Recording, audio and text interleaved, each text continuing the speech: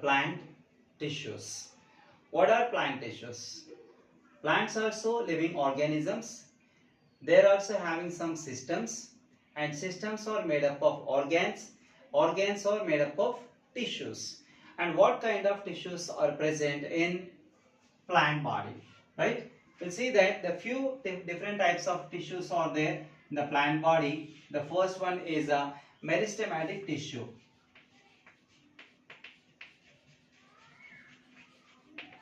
Meristematic tissue. Meristematic tissue. Actually, meristematic tissue is a tissue which is containing the cells of small in size. Small sized cells. The cells of meristematic tissue are small in size and they are having the thin membrane.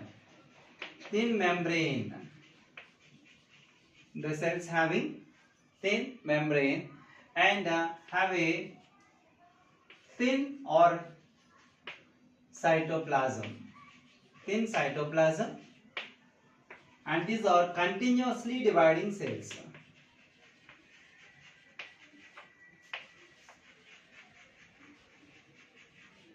Continuously dividing cells. These are the characteristic features of meristematic tissue cells. Meristematic tissue cells are small and thin membranous and have a thin cytoplasm, and these cells are continuously dividing cells. And where the meristematic tissue is located. This is the characteristic feature of the tissue and location where they are present here. They are present on the growing regions. They are present on growing regions of the plant. Growing regions of the plant. Most probably plants are continuously growing throughout the life. So that the parts of the plant where they are continuously growing is containing the meristematic tissue. Generally, the meristematic tissue is of three types based on their location. Based on their location. The one is a apical meristematic tissue. Apical meristematic tissue. Apical in the sense of it is present on the top of the plant. In the sense of tip of the plant, generally called as a tip of the plant. Tip of the plant. So whenever it is present on the tip of the plant body, automatically they have a continuously dividing tissue. It's a characteristic feature of this. Whenever they are present on the tip and continuously divided, it helps in the longitudinal growth of the plant. Right? Straight, they can be growing towards the light. They are growing straight, the plants can be able to growing erect. This is because of a apical meristematic tissue. And the lateral meristematic tissue. Lateral meristematic tissue is the second type of meristematic tissue. Lateral meristematic tissue is the tissue present in the lateral sides of the plant body. Lateral sides. Lateral sides in the sense of, for example, this is the stem and we can observe the tissue on the sides. This is what lateral sides we can observe.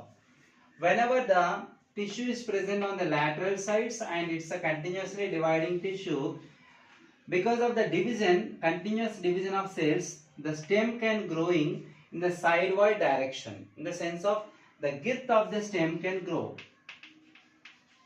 Girth of the stem can able to grow. And the latter, intercalary meristematic tissue. Intercalary meristematic tissue.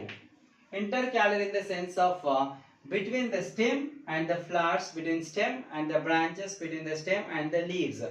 Right? Where the new branches are arising from the stem, we can find the intercalary meristematic tissue. The intercalary meristematic tissue is responsible for producing the new branches from the stem, and because of this tissue only we can observe the canopy structure of the plant body. Right? This is regarding the meristematic tissue is one of the most important plant tissue. Right?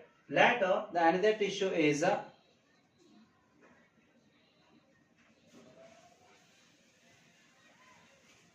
Dermal tissue.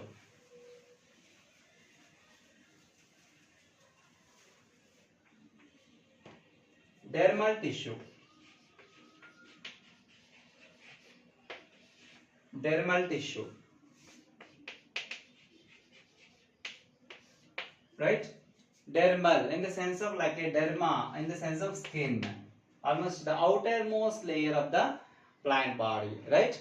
And usually the dermal tissue which gives the protection to the plant body, but the dermal tissue is also three types based on the location, right? And see this, the dermal tissue is of three types based on the location. One is epidermis, mesodermis, endodermis. Endodermis. See this epidermis, epi in the sense of the outermost layer of the plant body, and which is giving the protection from the environment and invasion of the parasitic invasions, right? And epidermis is usually a single cell thickness, is a single layer. Epidermis is usually a single layer, but unfortunately in some plants the single layer forms more than many layers. Whenever the epidermis is forming instead of one layer, the many layers, we can call that is bark. That is bark. The bark cells are impervious to gases and water. It can protecting the plant body from the environmental conditions. Different environmental conditions are there, and those can be protecting from the cold, heat and rainy conditions also, right? And this epidermis in some plants like desert plants. If you take the desert plants like Opuntia, like a cactus, if you take the desert plant cactus, we can see that the outer membrane is very smooth and soft, right? Why? Because the outer layer is having a waxy coat. Outer layer is having waxy coat, which can prevent the water loss from the plant body during the unfavorable conditions. We know that usually in the deserts the temperature is more and availability of the water is very less. So that whatever the water is available in the plant body, if it is evaporated through the stomata, the plant is going to die. So that to prevent the water loss from the plant body and save the plant from the death, the outer layer is become so thick by the having a waxy coat. This is also because of epidermis or the dermal tissue. And the stomata, we are observing the stomata where the gaseous exchanges taken place, and the stomata are provided by two guard cells which are in the shape of bean shaped or maybe kidney shaped cells which are protecting the stomata itself. Those are also be made up of the dermal tissue. And also the another example of the organs which are made up of dermal tissue is a root hair.